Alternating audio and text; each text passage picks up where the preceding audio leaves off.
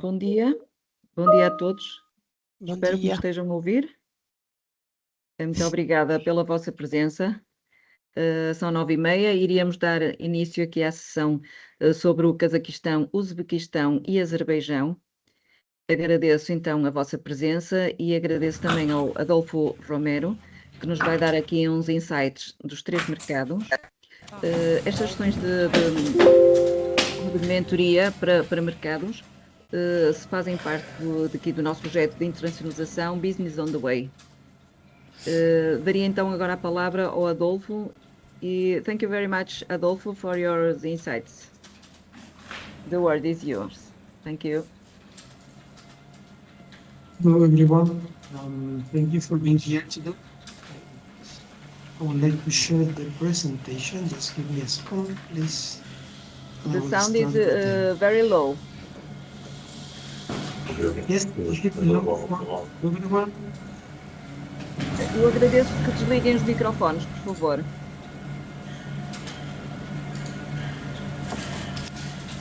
Okay, can I continue? Agora melhor. Can you hear me, Cristina? Sim, sim. Okay. Very well. Agradeço que todos desliguem os microfones para conseguirmos ouvir bem aqui o Adolfo. Muito obrigada. Okay, so I always start my presentations explaining or sharing with you the opinions from different companies. We work with a lot of private companies, institutions, etc. So when they come to us to ask and find out how is the Central Asian and Caucasus market, they always have the same answer. They always say, well, those markets, they are very informal and very difficult to operate with, or these STAN countries like Kazakhstan, Uzbekistan, etc. They are small, or maybe the Russian or Chinese, they have so much influence, or they are so high-risk countries in terms of payments or doing business, or well, logistics. Wow, this is extremely difficult, right?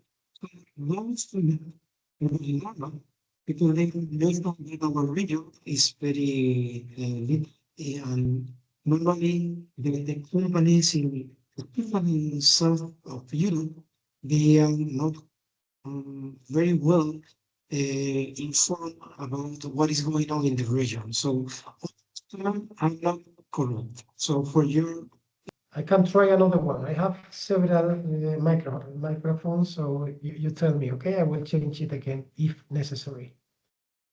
Okay. So can you see my presentation? Yes, we can. Yes. Okay. So I will start again. If you don't hear me well, please let me know. I was saying that normally companies from south of Europe, they approach to us with many different concerns about our countries, about Central Asia and Caucasus. Normally they think that this is a very difficult markets to operate in. Also they think that maybe they are so poor or small markets, or that the Chinese and Russian, they have so much influence, or the risk is too high, no? In terms of payments and logistic. But I have to say that this is false. This is not correct. Fortunately, those markets are very well developed, and currently the situation is very good. They are independent from Russia and China, and you will see in my presentation that all these possible things that you may have or thought, they are not real. So today we are going to be here in order to demolish and remove these mental barriers that we have. So I was saying that now the Russian war with Ukraine, this is a new concern, and of course now the new war with Iran. No? So in this regard, I have to say that our countries, they are out of both wars, fortunately, and actually. Of course, nobody wants to have a war. This is my main wish is to stop all these conflicts around Central Asia and Caucasus. But the truth is, and the facts are that these conflicts are somehow benefiting our economies, because our economies, they are getting improved, they are growing, they are importing more, they have more political and geopolitical power, and I will explain you more details in future. The sanctions to Russia, are they affecting to our region? Not at all. I would say the opposite. Now, Russia is not in the monopoly, the epicenter of the business in the region. So the business and the flow of import-export, they are now fluctuating, and they are spreading around the region. Okay, so now this situation is affecting positively to our region. Again, people maybe think that maybe in our region things stop. They are having a hard time. It's the opposite. Ukraine is very close to Europe. We are closer to Asia, especially in Kazakhstan, Uzbekistan, etc. So you will see in the map that it doesn't make sense to relate and to link the conflict of Russia and Ukraine, or now Iran, with our region. It's not true. And today I'm going to explain you why you should go to this region and forget about all potential negative thoughts that you may have. Well, we are a consulting company specialized in Central Asia for more than 15 years already. We support companies and institutions like AEP to organize trade delegations. We do business agendas, market analysis, etc. After 15 years working and operating, we are in more than 20 countries operating in this moment, working for the main agencies, international agencies around them. So, getting back to the topic, the current situation in the region is that Central Asia and Caucasus, really, they are in vogue, they are trendy. We are at a very key moment in the region. After the Russian conflict, everything changed in the regional order.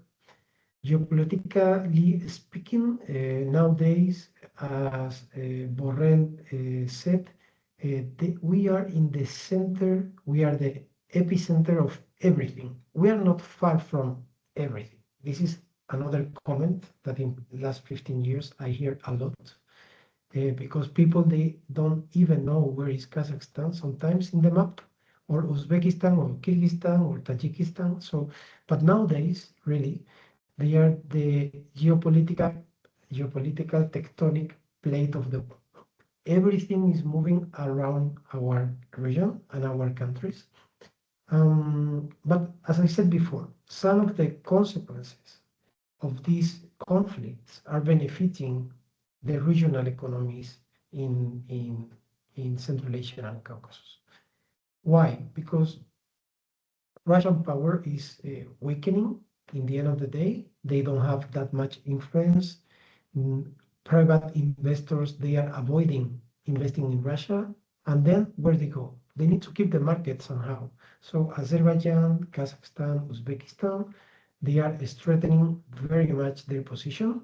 And also, at the same time, the link with the EU, with the European Union, is growing so much, because for the European Union, Central Asia and Caucasus is a very, very key, important partner, especially after Russian conflict. Also because we have natural resources, we have critical raw materials, we are a key in the connectivity between Asia and Europe.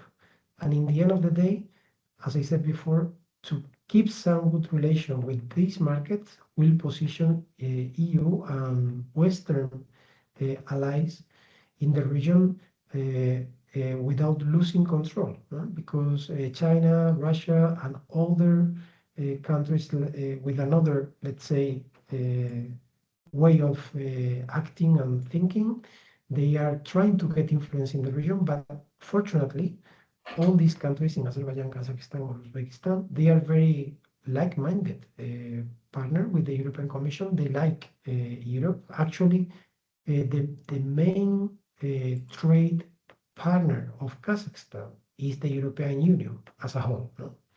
So, as I said before, after the war, we received a huge increase of foreign investment. This is another consequence. Again, in terms of connectivity, now the European Union realized that the only reliable transport route to Asia is through these countries. This is what they call Trans-Caspian Transport Corridor or Middle Corridor. And now the European Commission is leading the project with, well, mobilizing, because the European Union doesn't invest directly, but they are mobilizing and they are getting the support of different IFIs like European Investment Bank, EBRD, ADB, etc., allocating more than 20 billion euro in logistic and transport project in Central Asia and Caucasus. So at infra level and commercial level, we are growing a lot. And this is a very unique opportunity that you need to follow. Otherwise, we're going to be late. Especially in this moment, no? Even United States is not a reliable partner anymore. We need to find new countries, new destinations for our goods. And these economies, you will see in my presentation, they are growing so much. Actually, if we put all together these 8 economies, the average of the 5 Central Asian countries and the 3 Caucasus countries is more than 4% average growth, GDP I'm talking about. So again, coming back to the situation of the countries in the map, unfortunately, as I said before, not everybody knows how to identify Tajikistan, Kyrgyzstan, or other small stan in the map. But this picture is very clear. The conflict of Ukraine is close to Europe, very close to Europe. I would say this is an European conflict. Okay. However, these countries are located here. We are very far from the war. Fortunately, we don't feel affected by the war. But we have to realize that we are in the middle of very big and strong BRICS like Russia, China, India. And now, of course, with the conflict in Iran, we are close to the conflict, but we are, again, in another, actually, we are good in Central Asia and Caucasus. They are very good partner of Iran. They have a very good diplomatic relationship. And according to our knowledge and diplomatic consultation, we don't expect any kind of conflict with Iran in future. But the relationship with the Middle East countries is very strong as well. They are investing a lot in Central Asia. And also we are very close to Europe. Maybe we think we are far away, but we are not. We are much closer to Kazakhstan or Georgia or Azerbaijan than the rest of the world. So think that we are not too far, we are very close, okay? And again, if you see the map from Portugal to Japan, which is in the middle, in the real epicenter of everything is Central Asia and Caucasus. This is very important. So today we are going to talk more about Kazakhstan, which is the biggest economy in the region, Uzbekistan, and Azerbaijan, which is here. In terms of location and logistics, this is what I mentioned before. The middle corridor is the most reliable option to transport goods from Asia to Europe, especially after the Ukrainian war, because the northern corridor, which was the traditional way to export to Central Asia and export to Asia in general, to North Asia, this is close. I mean, it's not totally close, but we have so many difficulties to operate through this corridor. And there are other alternatives, and they go to Iran, through Iran. And of course, we don't want to go through Iran in this moment, of course. And then we have the option of ocean route, maritime route. And now with the Suez Channel, with the pirates in the Red Sea, etc., it's not very reliable, and also is much longer because the average time to export is 60 days, from 45 to 60 days. However, the middle corridor is 10-15 days to do the whole route. So we're much closer if we use this route. So a lot of investment will come to this project in terms of logistic facilities, equipment for ports, equipment for warehousing. There are so many projects in roads, railway, airport, etc. So this is a very big opportunity. If any of the companies here today, they have this sector in their target, this is very important. So this is more details about the potential route. As I said before, this is another alternative through Iran, but we don't want to do it. So we don't have more choices. We need to go through those countries that are reliable and they are stable, and they are very like-minded to European Union. So this is the future, and I hope very soon the transport will not be a barrier anymore, because you are right, logistics is an issue to go to Kazakhstan, Uzbekistan, etc.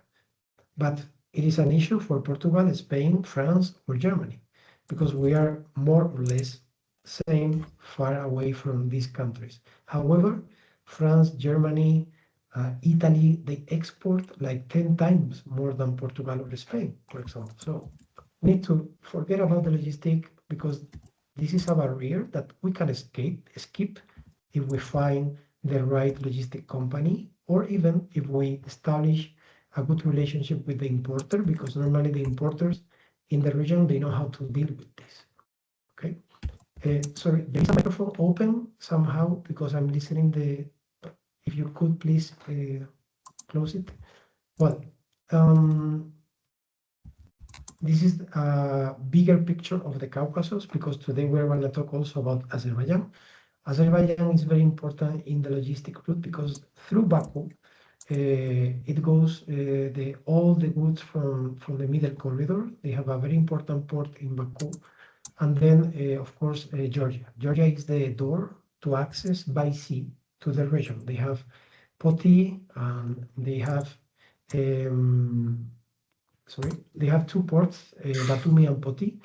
And this is the door to access by sea. And also Georgia, they have very good relationship with Europe. As you know, they are candidate to access to the European Union.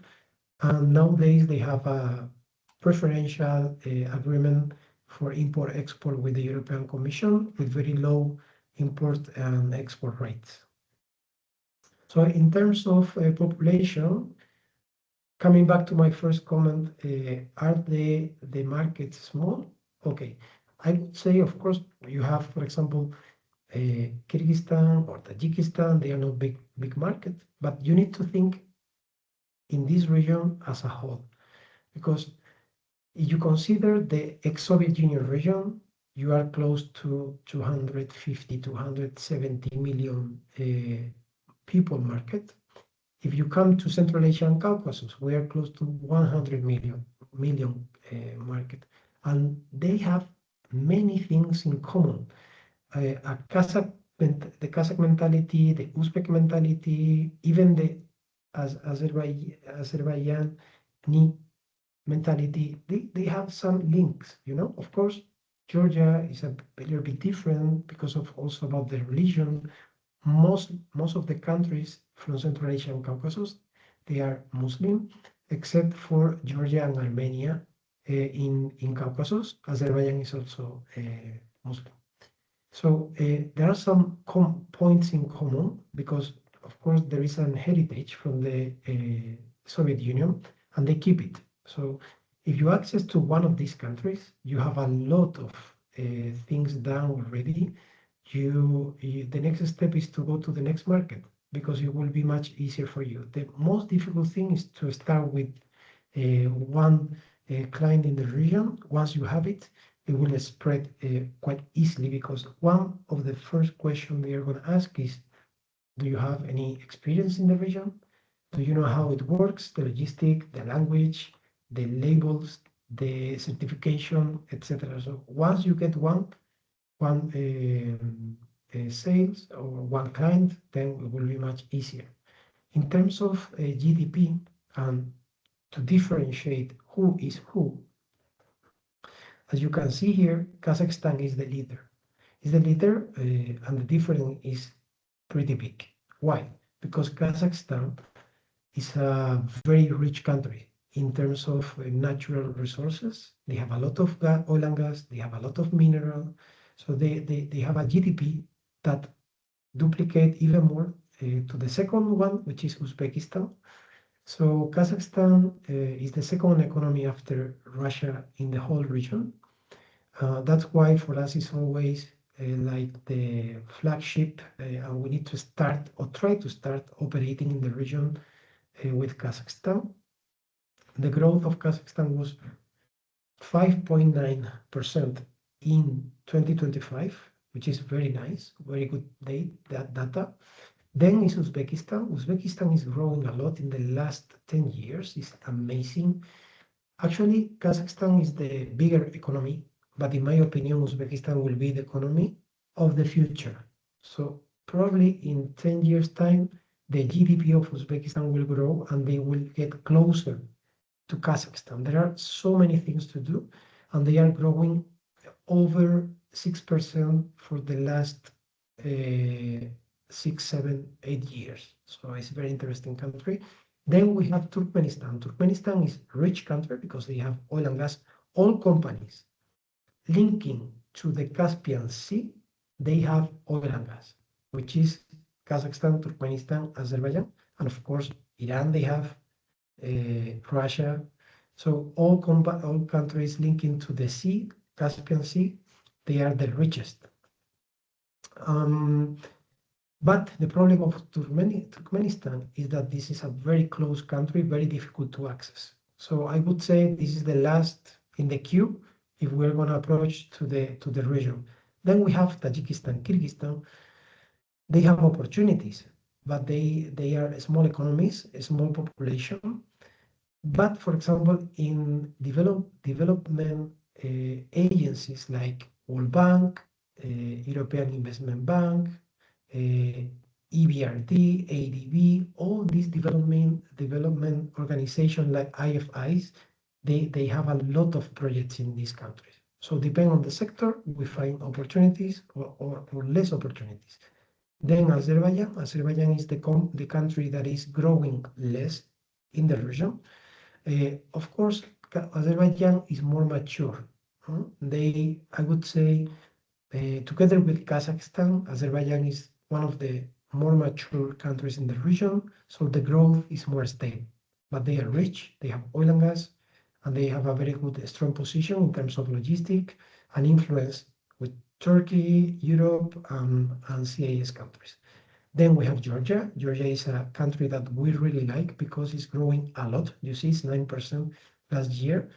And they are very, very close in mentality to Europe. They love the European product.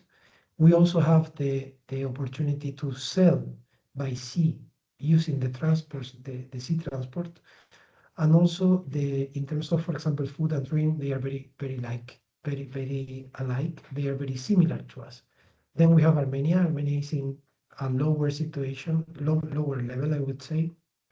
In Caucasus, this is the last priority because the economy is growing, but still they need some step. So the average is higher than 4% in the region. Well, Kazakhstan, if you have been in Kazakhstan, you know it because it's pretty clear and obvious. When you land in Kazakhstan, you see that there is a strong development in the country and the city. This is Astana, the capital.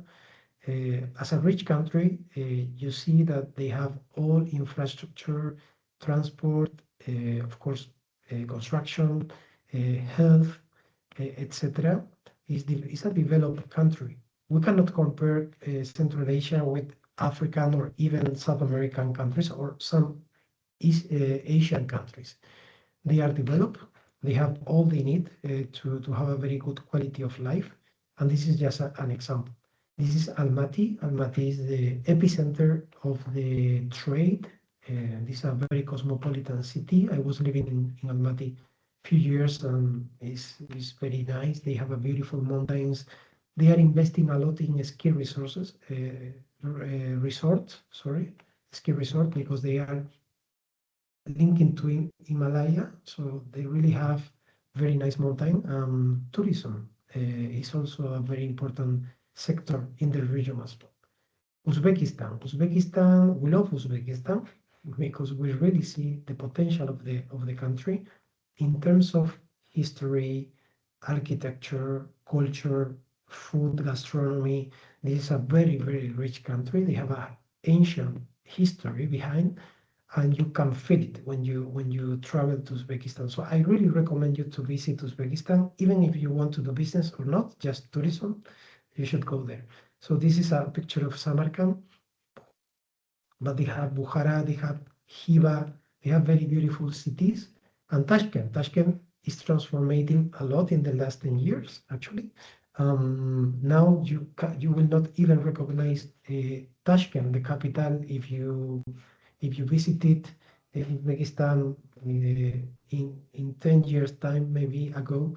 Now you visit Tashkent and you will get really, really surprised because the investment is amazing. They are building hotels, business centers, new complex for people, etc. They are transforming the whole country. So that's the reason why we really believe that Uzbekistan is the future of the region. And then we have Azerbaijan. Azerbaijan is a developed country. Baku is an amazing city. Everything is concentrating in Baku. They have also a very positive image of the European products. They are always looking for new alternatives. So in my opinion, Azerbaijan is a very good opportunity for you to access to the region as well. They have a very stable regulatory infrastructure as well. For that reason, the investment climate is very positive. In general terms, we don't have so much competition. I would say that the Portuguese presence in the country is very slow for the moment, very, very low for the moment. So it is a good moment to position for companies from Portugal. Also, it happened to Spain as well. Spain and Portugal, they have similar trajectories in terms of Central Asia and Caucasus penetration in the market. Unfortunately, Italy, France, Germany, they are much advanced. So we need to work hard to get some market share, but we can do it. No, I'm pretty sure, because in terms of pricing, quality, Portugal can do many, many things more. So some data to see the evolution, especially after the war. There is a point after the war that everything changed, as I said before. So if you check the European Union exports to Kazakhstan, you see the trend. It's very obvious.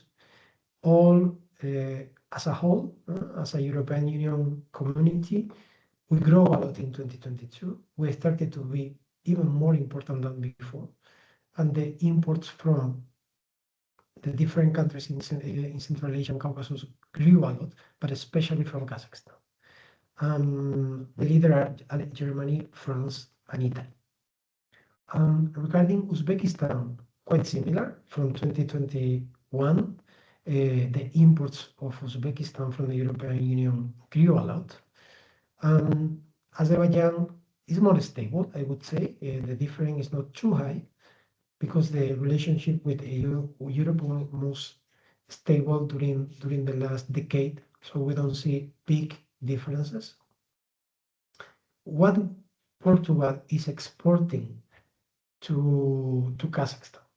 They are exporting. You are exporting electrical machinery, pharma product, nuclear reactor, boilers, machinery, etc.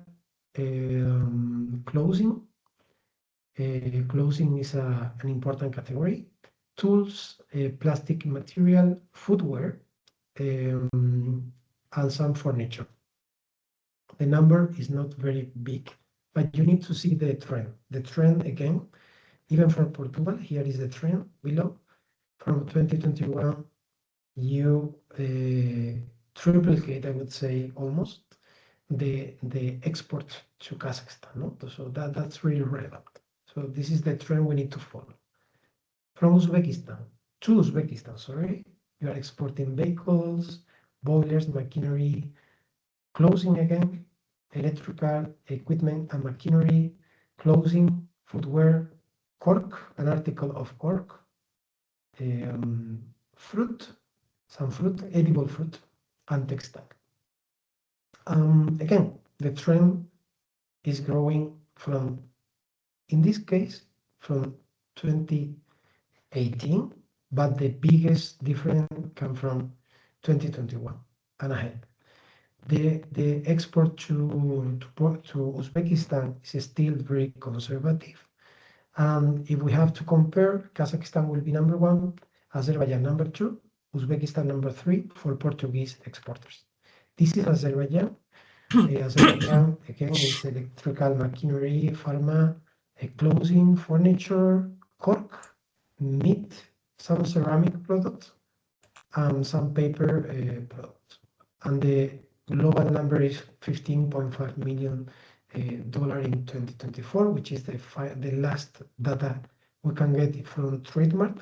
And as you can see here, the trend was growing, but more not that dramatic, I would say.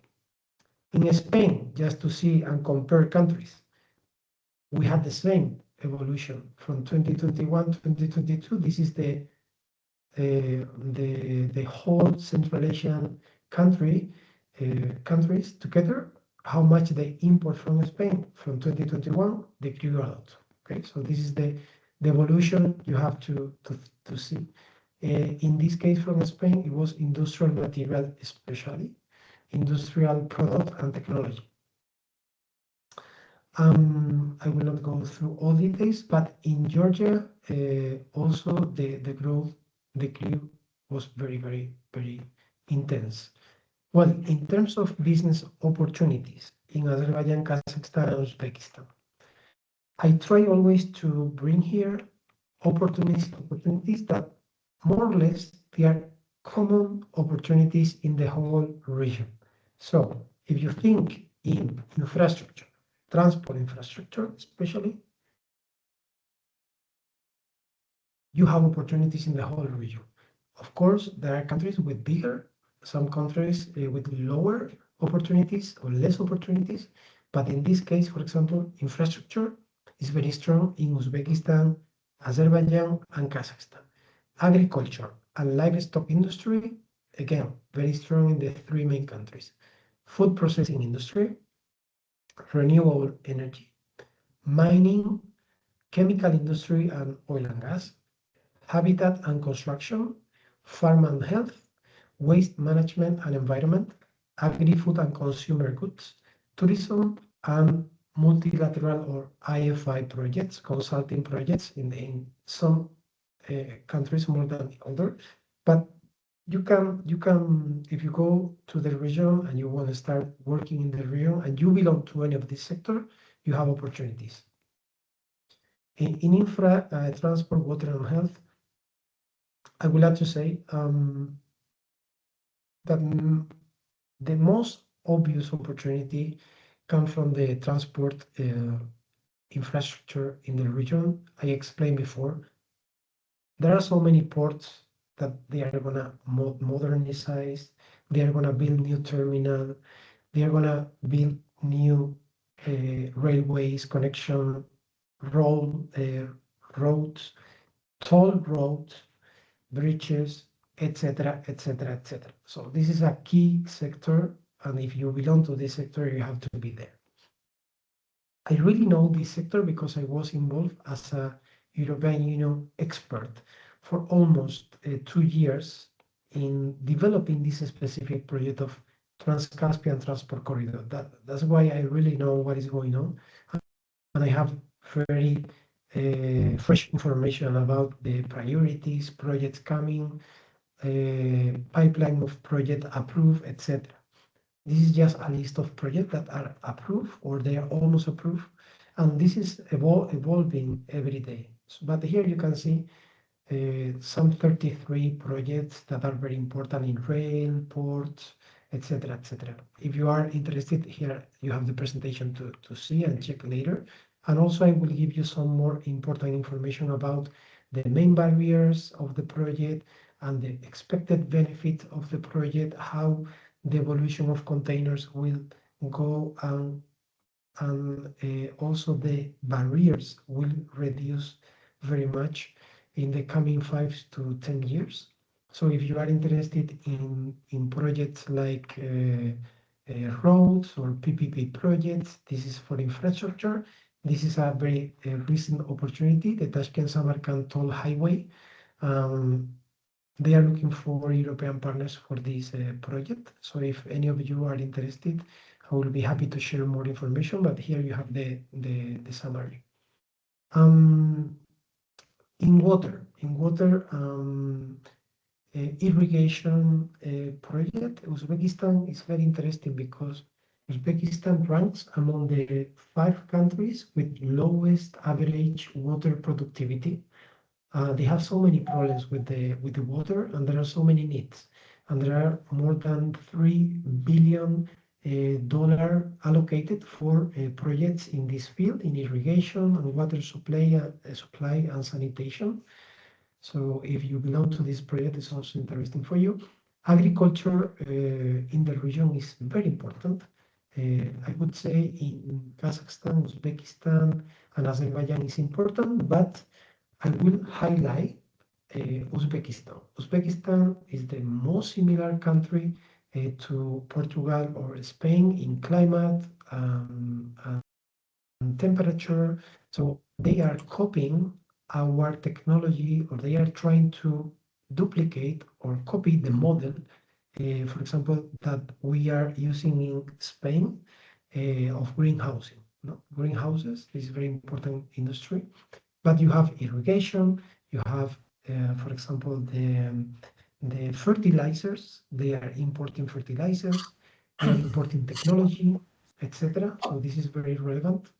I would say in Uzbekistan especially, because even the president in the speech in this 2026 New Year speech, they said we want to replicate the Spanish model of greenhousing and agriculture. So they are going to come to Spain, to Portugal, to Italy to copy our technology, and there you have a very good opportunity also in training, because they don't know how to do it. This is the main problem. They don't know how to manage the technology. So it's also very interesting to work in training process, even for individual agriculture agronomists. This is a very good opportunity to go to Central Asia. This kind of profile of professional, they are very demanded. In food processing industry, you have preservation, separation, cleaning of fruit, vegetable, processing, food, meat, dairy, sweet, etc. They are investing quite a lot in the development of this industry. They are importing a lot from abroad, and they want to be independent. So that's why they want to invest in the food industry, warehousing, distribution, packaging, logistic. Well, Kazakhstan is becoming a very important hub in logistic, as I said before. This is a good opportunity for companies like this. Oil and gas and chemical industry, of course.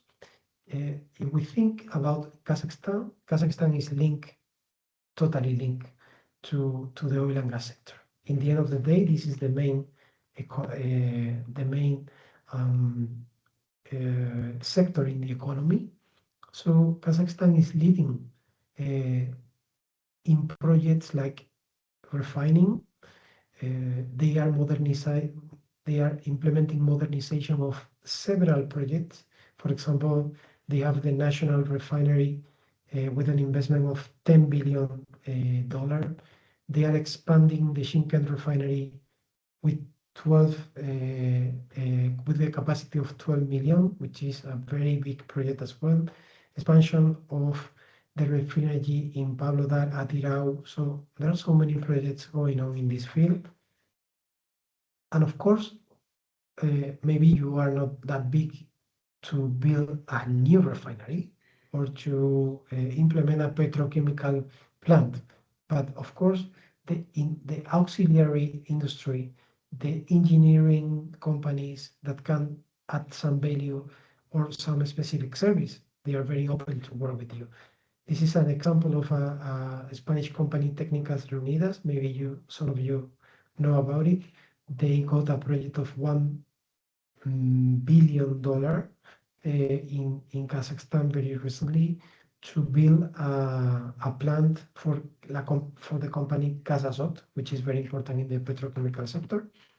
Regarding the chemical sector, again, sorry, I couldn't translate to English this slide, but again, there is a very important pipeline of projects in polyethylene, in PTA, PET, in Atirau, butadiene, etc. No? So for those working in chemical sector, you will understand better. I will leave you this slide for your consultation.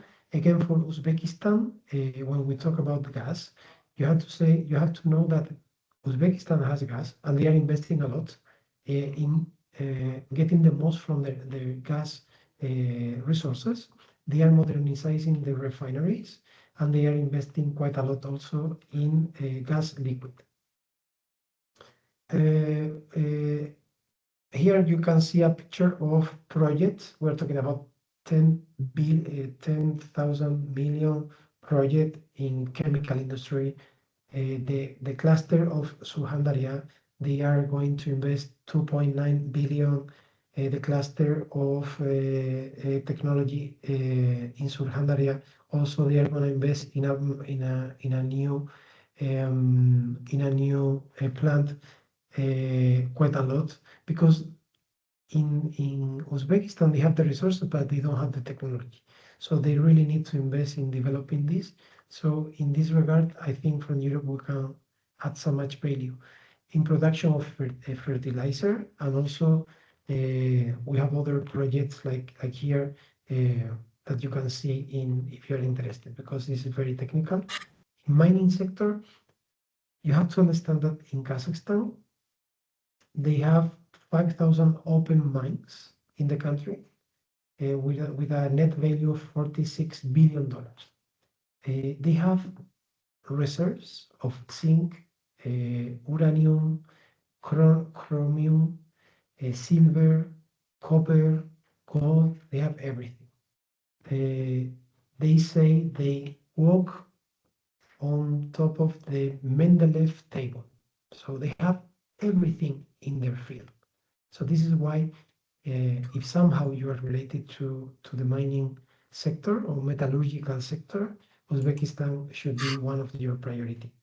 Now with the uranium, they are growing a lot because France is investing a lot in Kazakhstan, but other Western and Middle East countries, they are also investing a lot in this industry. In terms of massive exploitation and exploration of rare material, this is a new trend. Everything started in 2026, and they are investing millions in studying the subsoil, because they know they have rare material a lot. They already identified, but they want to increase the exploration. In Uzbekistan also they have some mining resources. One of the biggest gold mine in the world is in Uzbekistan. Also, they have copper, and they are investing billions in the development of their plants. Uzbekistan now, they are in a process of mineral diplomacy, as they call it, because Uzbekistan has taken a geopolitical relevance in the mining sector, looking for a technology partner to process it and its vast reserve. They have vast reserve, but they don't know how to exploit it. No? So the United States recently signed an agreement, a strategic agreement, to develop the mining sector together. This is very important because it's going to boost the exploration and industrial processing of the minerals. In terms of renewable energy, Uzbekistan is investing a lot. Kazakhstan, they have their own resources, but Uzbekistan, they don't have that much. They need really the renewable energy. They have a lot of solar energy. They have wind as well, but especially in solar, they have a strong potential. There are so many European companies investing in Uzbekistan in renewable energy currently, and also from Emirates and Gulf countries. Uzbekistan is currently being very aggressive developing projects in renewable energy.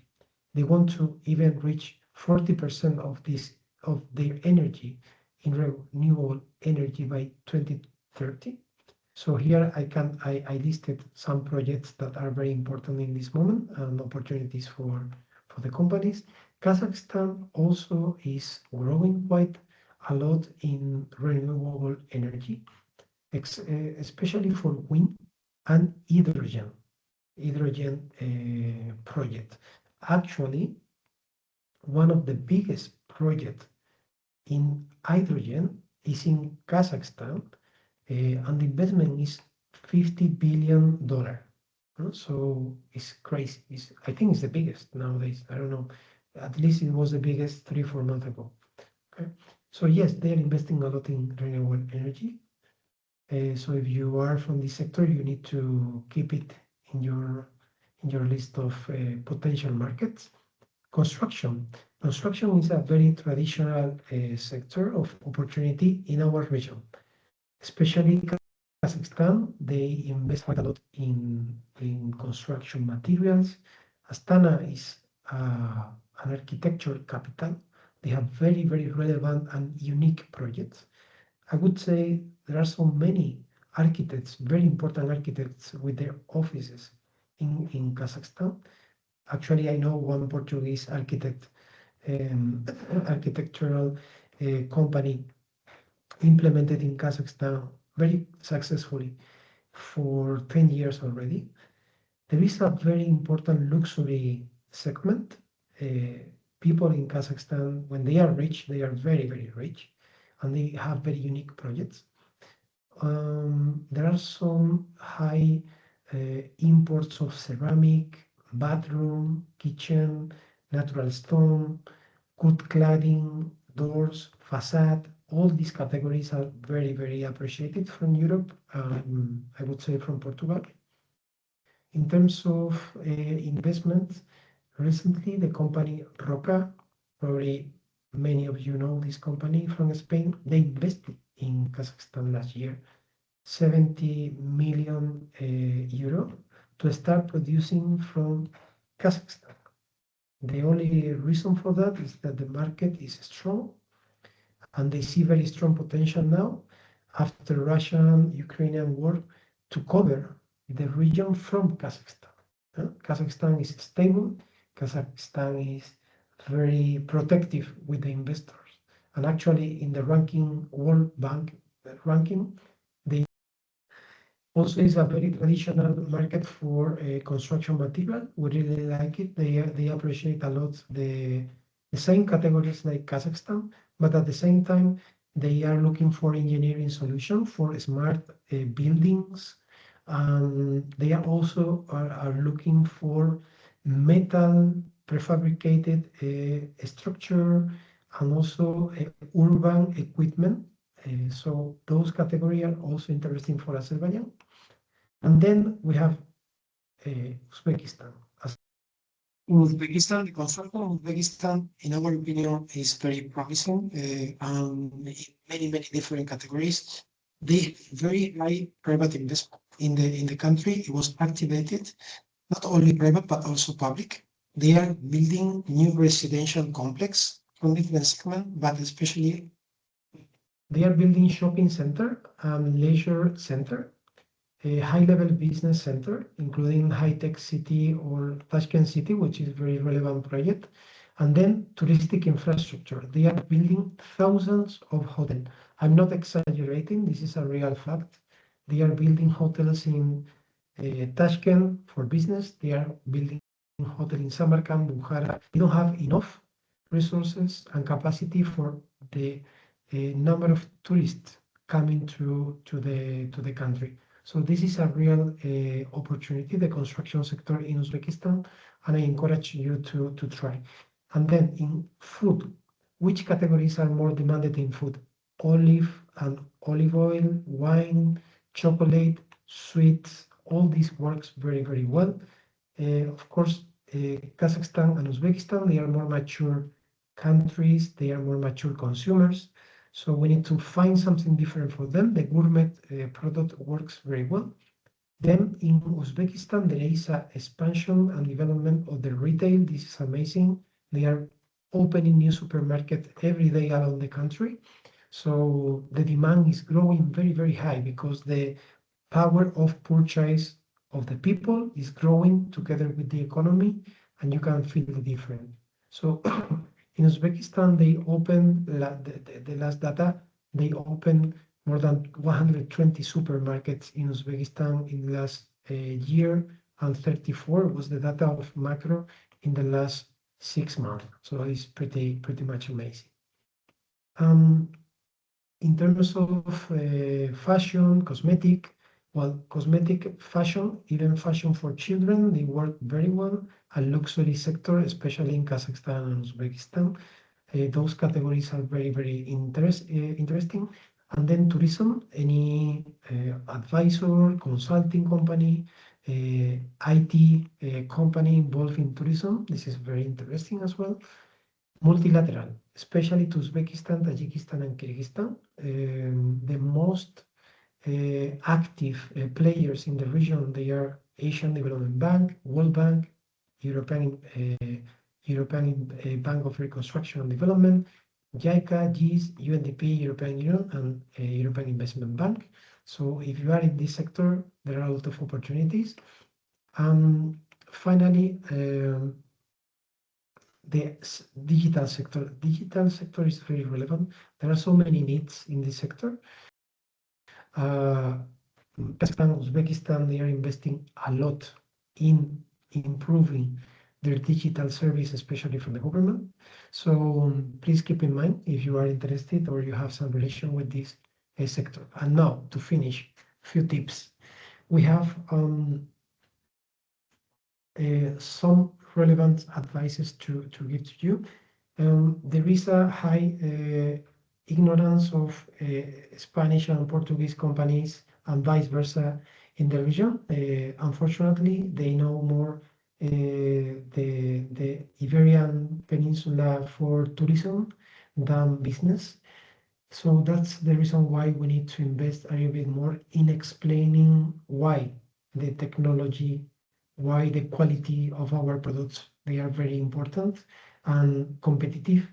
So we recommend you to be guided by experts. Don't go alone because it's very difficult to arrange meetings, to reach and catch up with the local players. I also recommend you not to use the email. It's very important to use WhatsApp, Telegram, and similar apps because they don't reply emails. So that's why it's very important the face-to-face meeting. It is very important the personal relationship. You have to keep maintaining, you have to try to maintain it over the time. They normally request attention. They like to go further in their personal relationship with their partner. They will invite you to come to their house. They will invite you to have dinner with their family, something like this. You need to accept it and adapt to it. This is one of the key to success in the region. At the same time, you need to be patient. It's very difficult to do business in the first trip or exploratory visit, prospection, but we know companies that did it. So, but one thing about Kazakhstan, Uzbekistan, they are very impatient sometimes. So if they need it tomorrow or yesterday. So they will buy it. They will not doubt. They have the money. Normally they pay in cash, but they pay 80-90% advance. So you need to know it. They are used to pay like this. This is the normal payment terms to operate with Europe because they don't have so much bank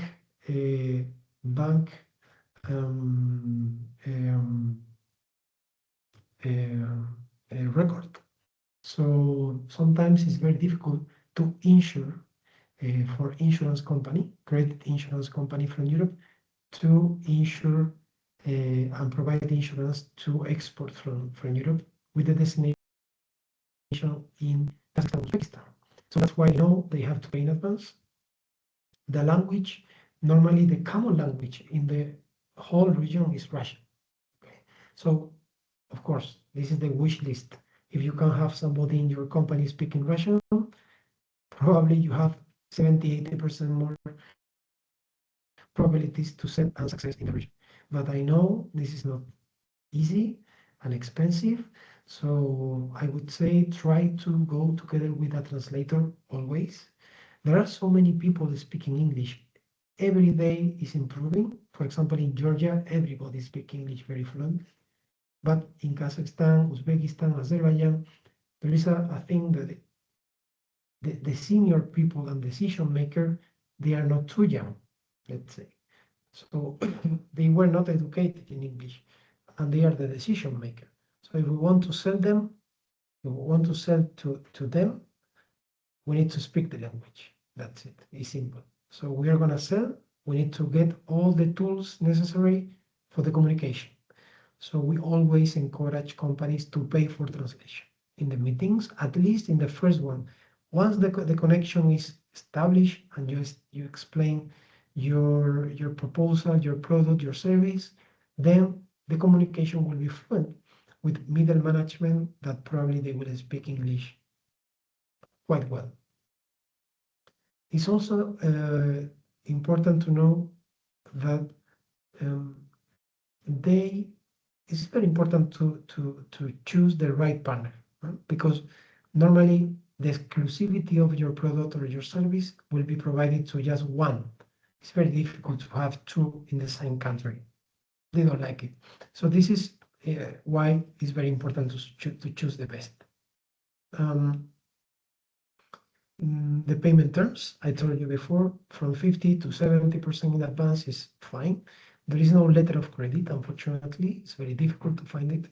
And usually you will pay in USD or Euro because the local currency is not reliable completely. It's stable, but not reliable. I would say also that the transport route is very important. So if you want to export from Portugal to the region, think that you have different options, but the most used option is to send the goods to the border with Russia. And in the border with Russia, another company will take it and bring it to Kazakhstan, Uzbekistan, or whatever. Okay. So if we're talking about land transport routes, of course, if we are talking about sea transport, Georgia is the way. Georgia, then Azerbaijan, then Kazakhstan. But normally, I really recommend you to give this responsibility to the importer. They know how to do it very well.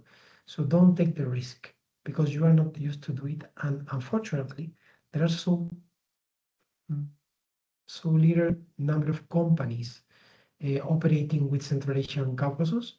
So they don't have this flexibility. They are not very competitive in prices. The prices will rise a lot due to the logistics. So try always to get the solution from them. I'm pretty sure that will change the picture and the product will be much more competitive. And finally, please follow up the actions. Sometimes companies go there and they disappear and they expect that the Casa company will call you, they insist you need to follow up. You need to travel at least 1 or 2 times a year. You need to establish this connection. And as I said before, try to remove all barriers in the middle, like the language. Okay, so I really encourage you to come to Azerbaijan, Kazakhstan, Uzbekistan. The economy is growing, is booming in some countries, and is full of opportunities. And now, if you have any question, please go ahead. I will be happy to reply. And I'm so sorry for the technical issues today. I don't know what happened. And apologies for this, and thank you very much. Obrigada, Adolfo. Obrigada pela presentation. Thank you for the presentation. These three markets very interesting and with dynamic economies. Neste momento, iria passar a palavra ao meu colega Dimitro, gestor de mercado aqui de mercados internacionais, que iria falar um pouco sobre as missões que temos previsto realizar ainda este ano para estes mercados. Dimitro, por favor. Parceiro Adolfo, nesta apresentação e nesta explicação sobre os mercados em questão, eu sou responsável pela ligação entre as empresas portuguesas e os mercados locais devido à minha origem de leste. Eu também falo russo. Trabalho em negócios internacionais desde 2017. Estou sensibilizado com os mercados de Cazaquistão e no seu geral com a área anterior, a antiga área da União Soviética. Resta-me só concordar com a maior parte da informação que o Sr. Adolfo transmitiu. É muito verdade que as coisas no local estão a ser muito alteradas agora depois da invasão da Rússia para a Ucrânia, e estes países estão cada vez mais a tentar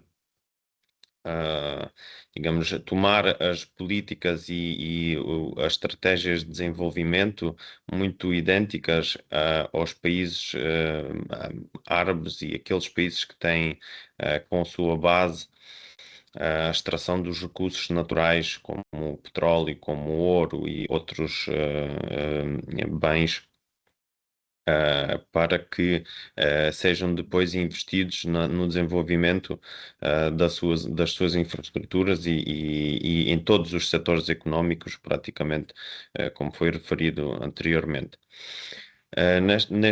Neste momento, nós estamos a organizar. Portanto, estamos a reforçar a presença das empresas portuguesas nestes mercados, de acordo com só aqui uma parte em termos estatísticos. De acordo com o INE e a ICEP, digamos assim, todos os anos tem vindo a crescer o número de empresas portuguesas a exportar definitivamente os bens para estes mercados, porque os serviços também são muito praticados, embora não exista nenhum registro alfandegário. Nós não conseguimos ter um número exato, mas em termos percentuais estamos a crescer sempre cerca de 10% em termos de, por exemplo, neste momento cerca de 130 empresas portuguesas estão a trabalhar com estes mercados. Portanto, a variação tem vindo a crescer. Nós queremos sensibilizar as empresas para participarem nas missões empresariais que estamos a organizar juntamente com a ICEP. As datas previstas para as primeiras... Nós vamos dividir, portanto, estes 3 mercados. Vamos ter a Cazaquistão, Uzbequistão. missão empresarial dividida em duas capitais, Tashkent e Almaty. Está prevista para a última semana de junho, seja 21 a 26 de junho, e depois a Azerbaijão vamos fazer a missão para mês de setembro. Portanto, com base nisto e com a apresentação feita, e acho que foi explicado a questão logística, a questão de ligação dos países do Cáucaso mais à Europa e terem optado pelos hábitos e digamos assim, legislação mais adequada a nível de atuação, ou seja, eles já não atuam muito como atuaram com a Rússia ou com a China, eles atuam mais direcionadamente para a Europa e tornam-se muito mais progressivos em termos de possibilidades de negócio entre a Europa, Portugal neste caso, e Cazaquistão, Uzbequistão e Azerbaijão. Agradeço mais uma vez ao Adolfo esta detalhe apresentação. Reforço mais uma vez a ideia em que, no meu ponto de vista, como eu estou sensibilizado com a realidade dos países da Ásia Central, o Sr. Adolfo, ele conseguiu transmitir os pontos principais sobre a realidade e a atualidade destes países. E agradeço mais uma vez a todos os participantes. Nós estaremos em contacto. Vamos com Cristina. Temos os nossos contactos divulgados aqui nesta ação. Por favor, entrem em contacto connosco. Nós vamos tentar responder ao mais detalhe possível às suas questões. E agradecíamos também, caso haja interesse em participar em missões, recebermos as manifestações de interesse. Portanto, vamos começar a trabalhar neste mercado, ou seja, estamos a trabalhar neste mercado, mas vamos começar a formalizar as participações nas missões, entretanto. Eu colocaria aqui uma possibilidade de colocarem questões para o Adolfo, caso hajam questões da vossa parte em relação aqui à nossa apresentação e aos mercados em geral.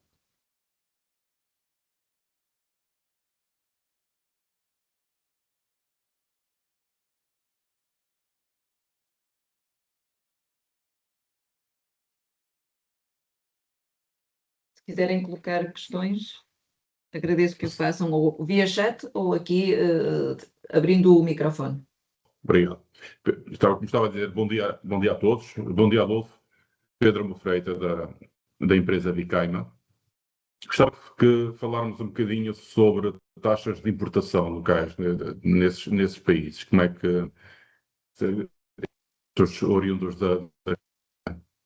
I understood partially your question because the voice was cut, but if you can do it in English, I will appreciate it. Yes, I was asking for import tariff, right?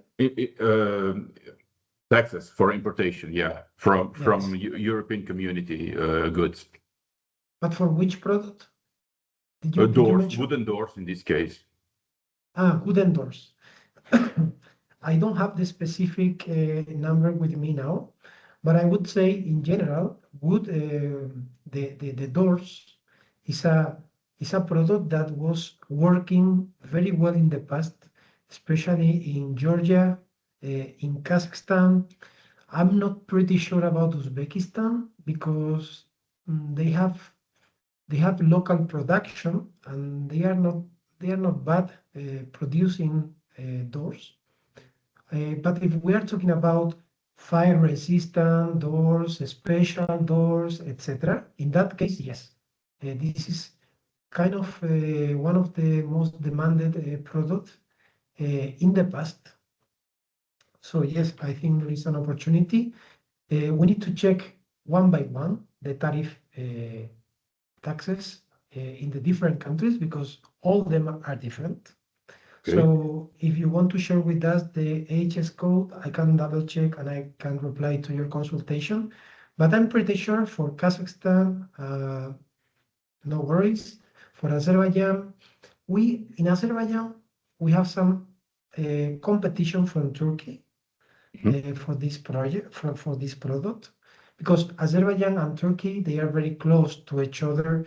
They have very much trade in common. They speak the same language, and they are like brother countries. So if Turkey, if they have a strong production of any product, then we will find competition in Azerbaijan. However, in Georgia, it's different. Georgia is more open for a European product more than a Turkish. In Azerbaijan, we have to go there with products with add value, with a product that we can make the difference in comparison with the Turkish. This is the key. For Kazakhstan, it's fine, it's open. And in Uzbekistan, I believe that the local production will not be competitive enough for a direct competition with your quality. So I would say yes, it's an option as well, especially for hotels and this kind of projects. More technical products, yeah. Mhm. Okay, thank you. Thank you, sir.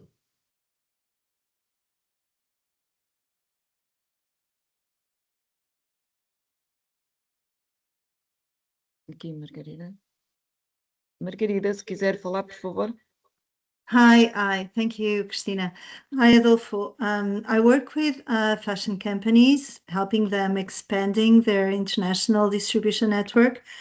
To operate in these countries, how would you recommend us to search for partners? Well, definitely the best way is to hire our services or contract our services through AEP, of course. No, but it's not a joke. Actually, it's quite tough to establish the contact.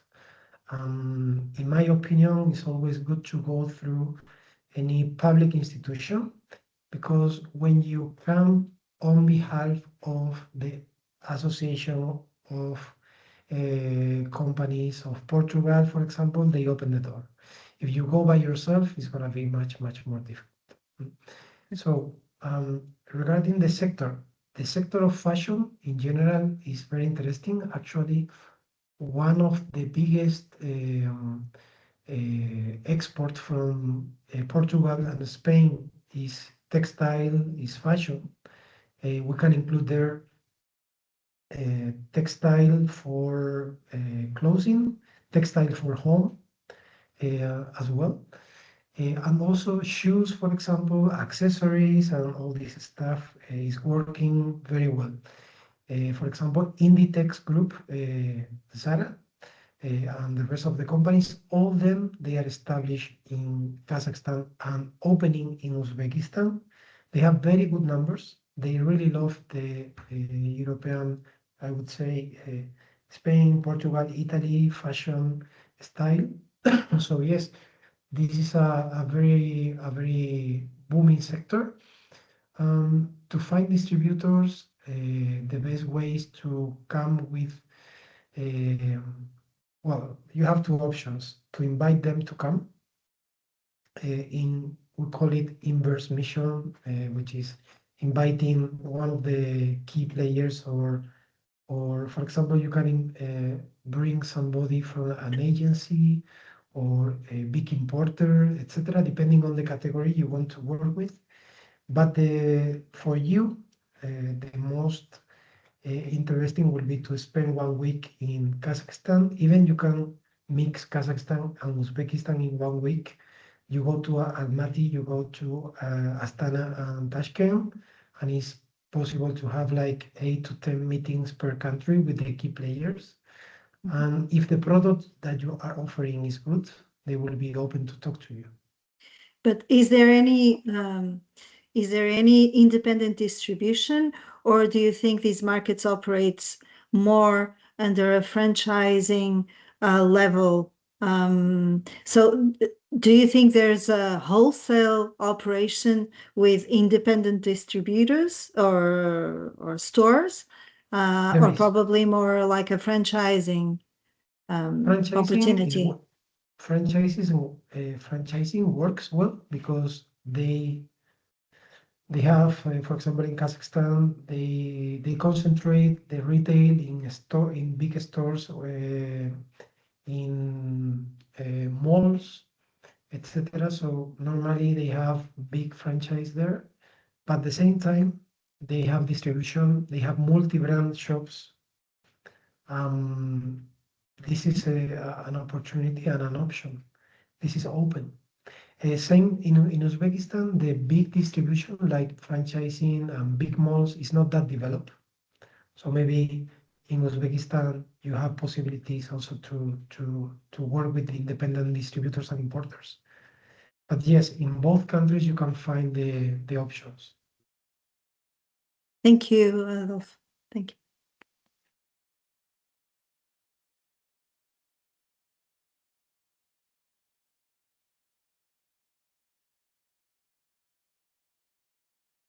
And one more thing, for example, the luxury segment is very interesting. So if you have some, again, for example, clothes for kids, this is very, very demanded.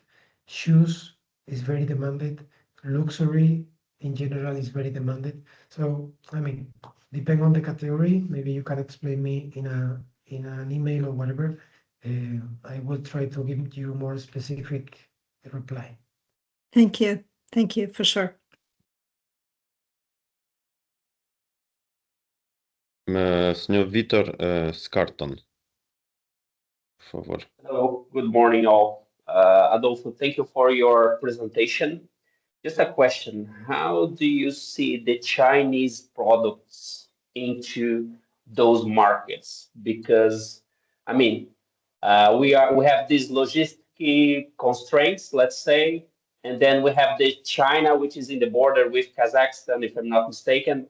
So how do you see the Chinese action there? Yes, of course, China is strong everywhere, I would say. Even in Europe, we have more and more competition from China. Of course, in Kazakhstan is the same. But there is something that happening in Kazakhstan. I would say Kazakhstan in specific, they don't really like Chinese product in general. There is like a general opinion about China, which is no quality.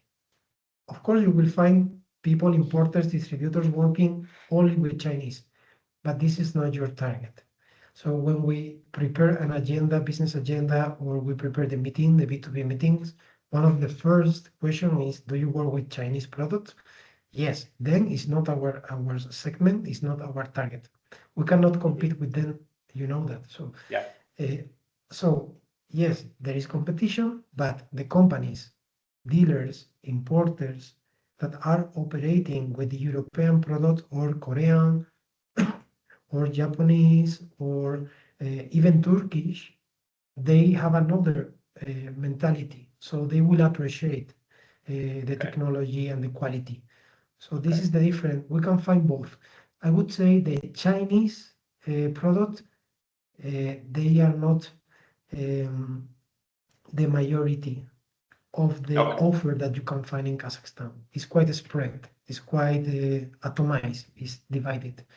And Europe, well, in terms of high segment, middle high or high segment, Europe is the leader, I would say. Okay. Thank you.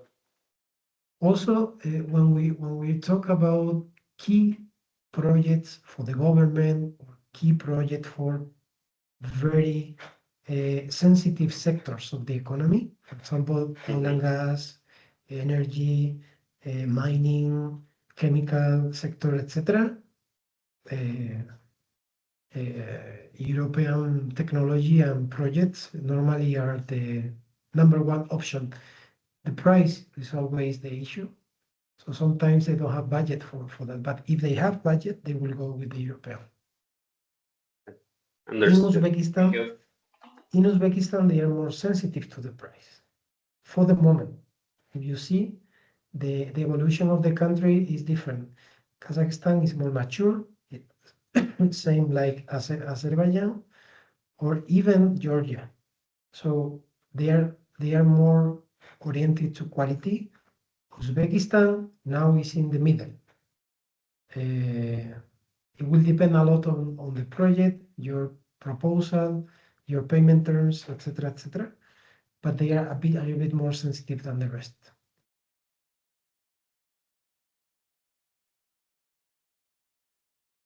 Ok. Senhor Martino Marinho. Hello, good morning to everyone. Hello, Adolfo.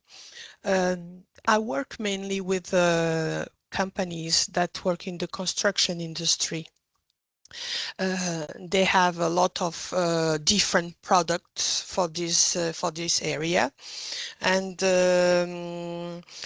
like for aluminium for facades or for windows or cork for facades, but also in technological industry. This is LED screen for publicity or 3D letters and all that.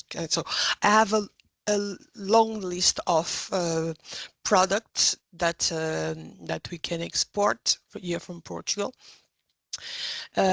To which organization, I don't know, AEP, ICEP, your organization, can I send a mail with this list and see which country will be best for the products that I'm able to provide, and to see if it's more one country or two countries, or it's for the general country or this region. How can I do this so that I can study the case of if I'm going there, or if there is a possibility of doing some business there? If I Yes, of course we can support you somehow, at least with the general idea. I would say if you can gather the information and create like a group of products, I can reply more easily. Then you should check the statistics as well to see the demand, not only from Europe, not only from Portugal. If you see the imports by country from the whole European Union, you will get so much information. For example, and especially the trend.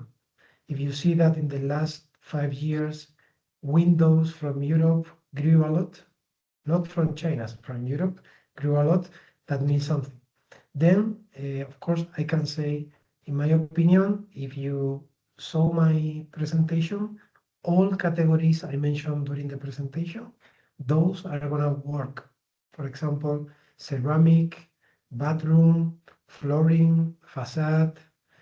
I mentioned doors, some windows or closing systems. I mean, there are so many things.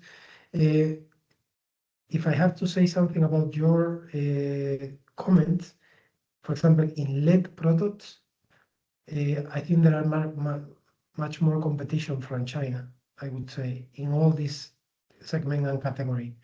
But if we are talking about others like ceramic, etc., then there are options in most of the countries. Okay. Thank you very much. Eu também queria acrescentar que nós podíamos também dar fazer um estudo prévio ou seja, dar uma opinião profissional aqui também em relação à sua questão. Ok. Vamos passar aqui para o Sr. Magalhães Barbosa. Muito obrigado, Sr. Dimitri. Mr. Adolfo, I have a question that I will split in three sectors, please.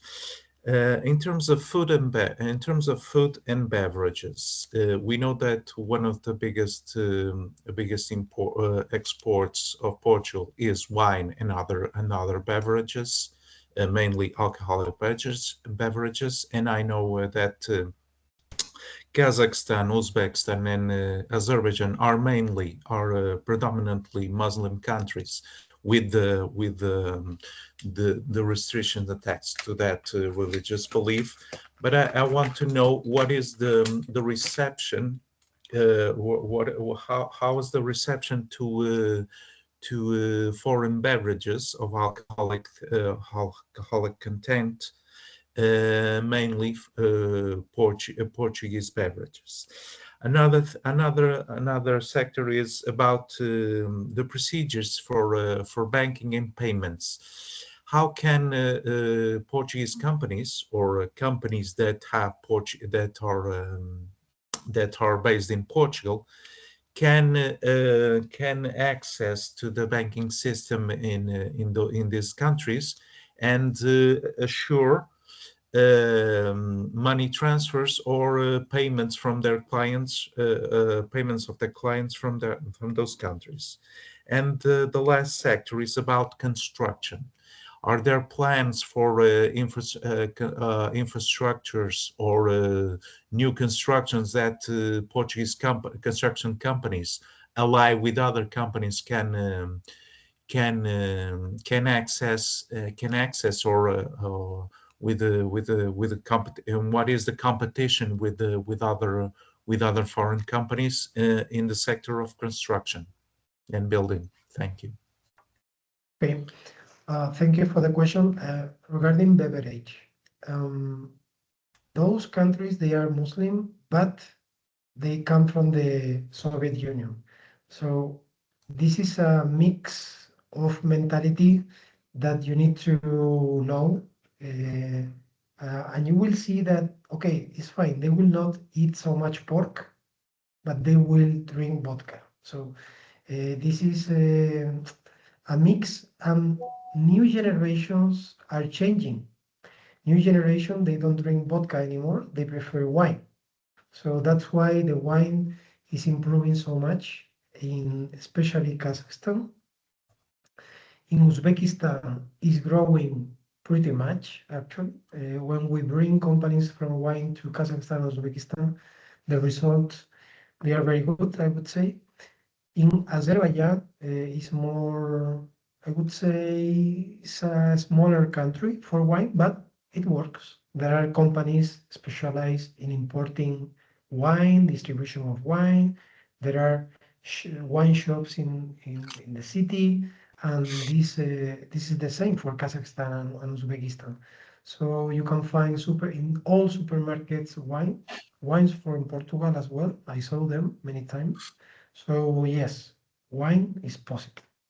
Then payment terms. Normally they make a transfer directly to your European bank in euros. This is not a problem for them. So don't worry for that. If they are interested in your product, they will pay it. And they will pay in bank transfer directly in euro. Letter of credit or any other option is not working very well. I couldn't have so much expectation in other alternative. And then construction.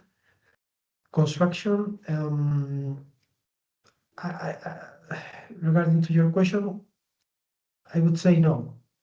I would say there are no opportunities for construction, no standard construction companies from Portugal or from Spain or from Europe. However, if we are talking about architects, engineering companies that can provide specific solution, or if we are talking about infrastructure, you need to build a specific road complex with bridges, with tunnels, etc., then yes. But for building a complex house complex for civil construction, this is not residential. Residential complex is not is going to be very tough, I would say, because the local construction companies, they are very, and also the Turkish construction companies, they are very implemented in the countries, as well as some Korean companies, etc. So I don't see so much opportunity in this, if I understood your question correctly. Yes, I was talking about public infrastructures, bridges, accesses, Yeah, railways, or metropolitans. A Portuguese company a few years ago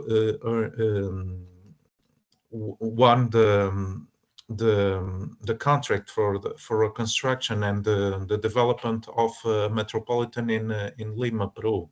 So I was talking about this engineering, specialized engineering, and some specialized works. If there is a program from those governments to implement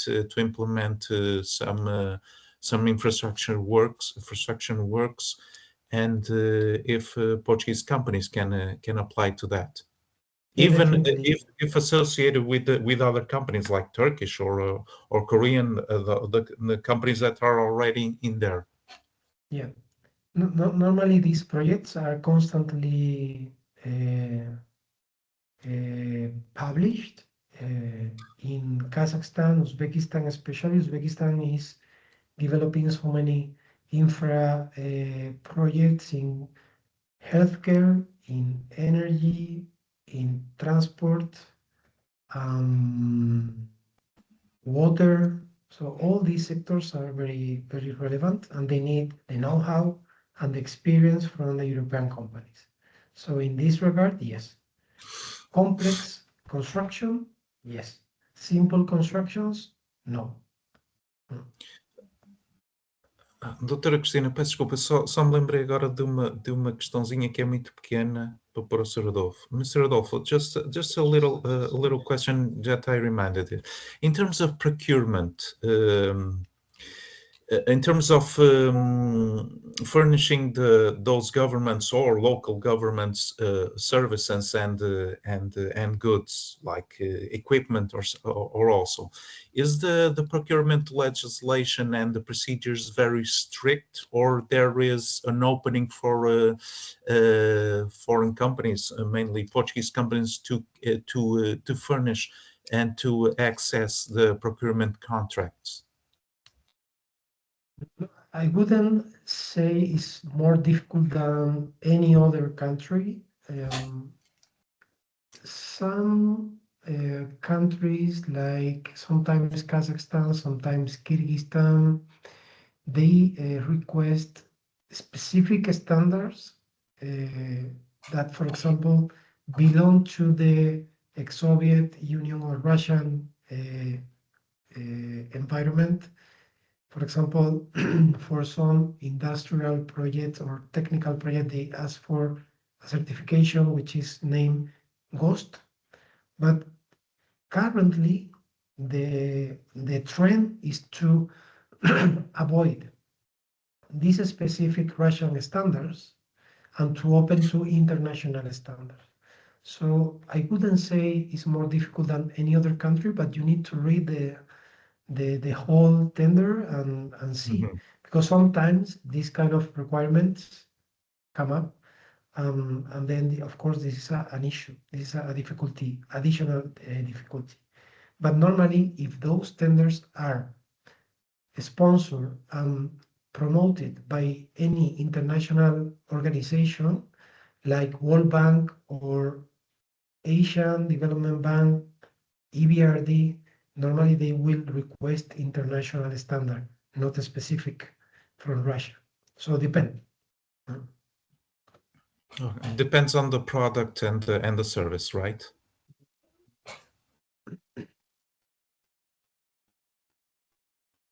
Thank you.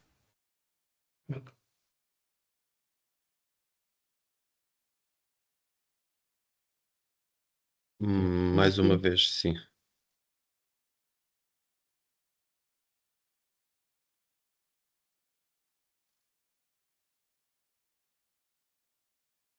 Senhora Martins,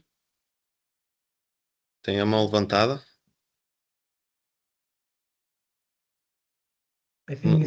Não estamos a ouvir. Não, já estava um bocado, ela não se apagou quando tinha um bocado levantado a mão, não sei porque ficou assim, mas já estava respondido depois. Ainda temos mais algum tempo para colocar mais questões, por isso estejam à vontade. Okay, so I'm Catarina Pizarro.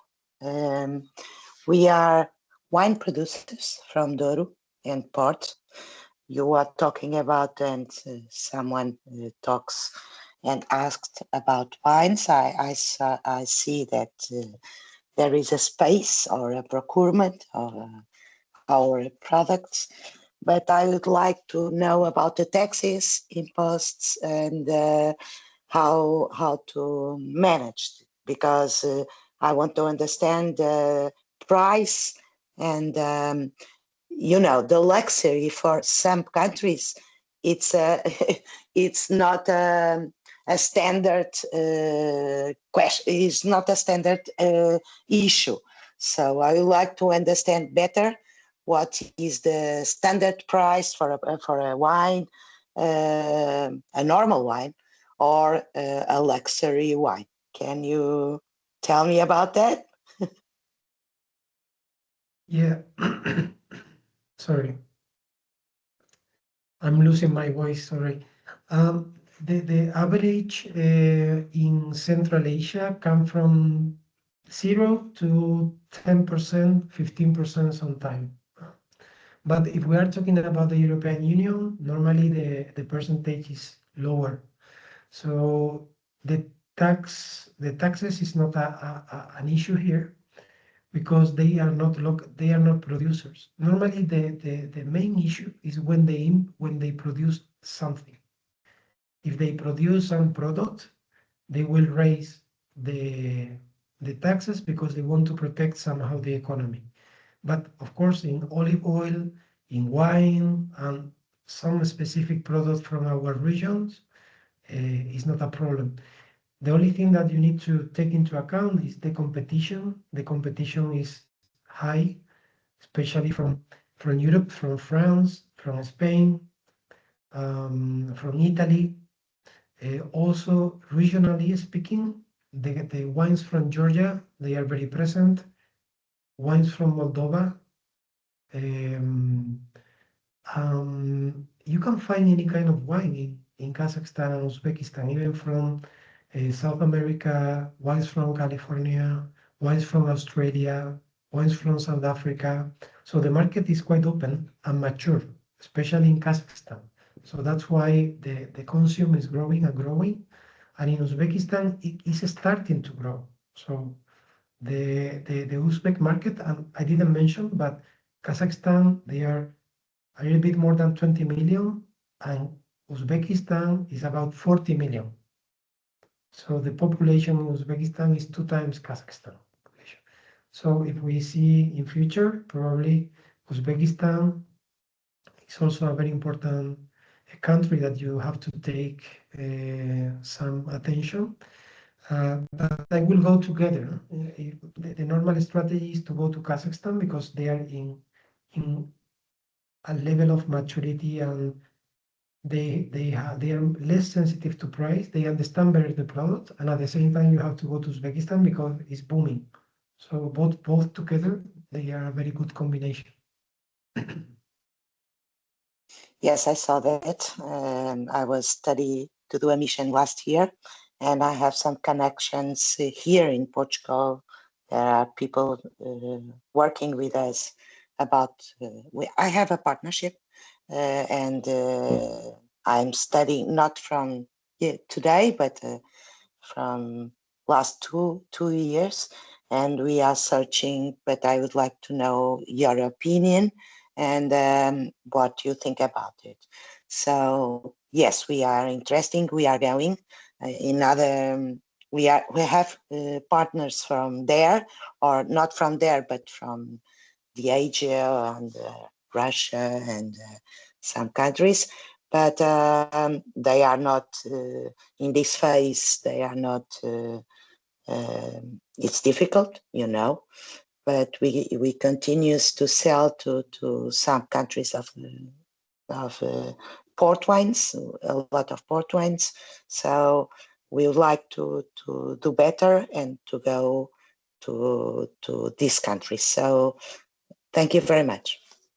Katarina, my advice is to go there. You need to go there. Yes.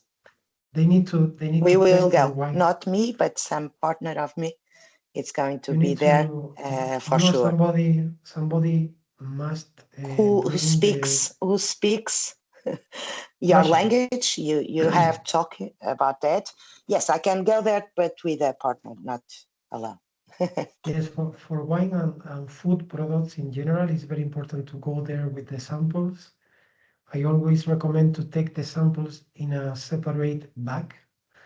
Normally, it's not a problem to bring with you because to send samples to importers is very difficult. Well, if you send to one specific importer is fine, but if you want to take with you to have a round of interviews in the country, the best way is to take with you in a different bag or together with your clothing, because normally they don't open the bags in the customs. Yes. And this is cheaper and this is safe. You can make sure that the wine will come with you. Otherwise, it's gonna be quite difficult.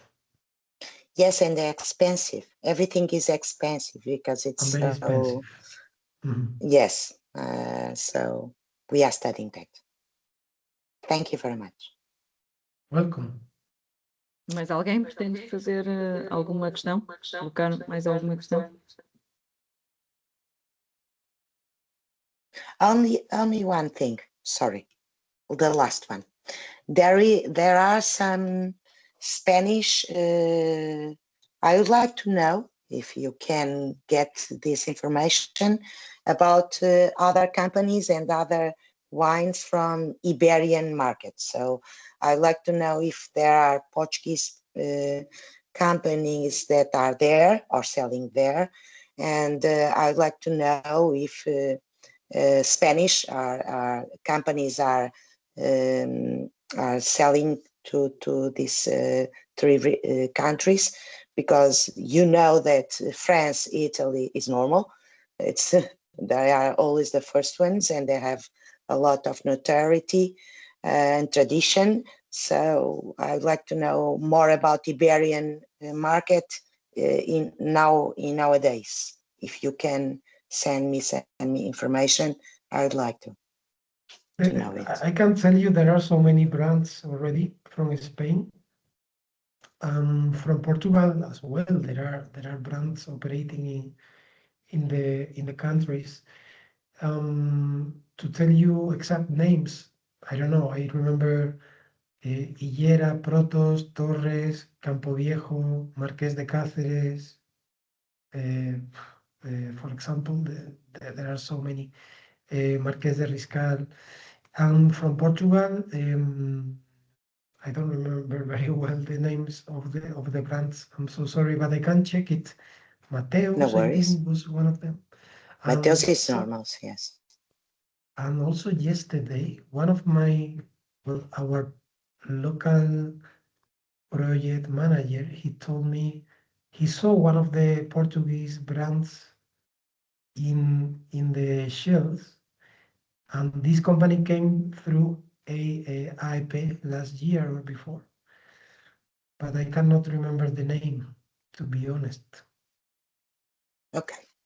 But yes, there are so many. Huh? You can be sure that there is an option, especially in the range, middle high. Yes. And high. Because they, yeah, I found it. Quinta da Raza, for example. Raza. Quinta da Douro? Raza. Yes. Yes, for example. Yeah. This is verde, vinho verde. Adolfo, just for complain the idea about how it's better to take more connections with another companies. It's just an advice based on the experience for Katerina and for every participant.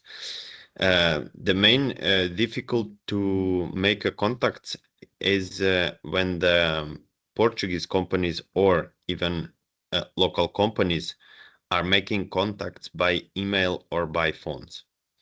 And this is the big problem, because the live connection is very, very, very important for Yes. cultures, for them cultures. And even when they coming from Portugal, they are opening their minds, like in idea what is happening in fact here, and the same things happens when the companies goes from here to their countries.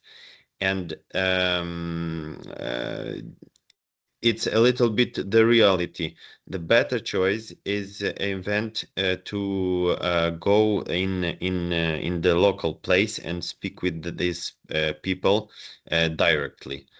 So that's basically what I'm promoting, and what we are trying to explain by better way for the companies. This is the better way to make it, even with some costs.